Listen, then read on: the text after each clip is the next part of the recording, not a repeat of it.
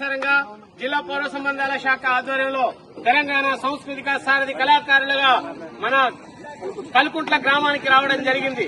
కావున కల్కుంట్ల గ్రామంలో ఉన్నటువంటి ప్రజలందరూ కూడా ముఖ్యంగా మా కళాకారులు పరిసరాల పరిశుభ్రత పైన చక్కని పాటతో మీ ముందుకు వస్తున్నారు.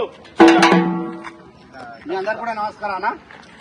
పరిసరాల పరిశుభ్రత తప్పక పాటించాలన్నా, పరిసరాల పరిశుభ్రత తప్పక పాటించాలన్నా,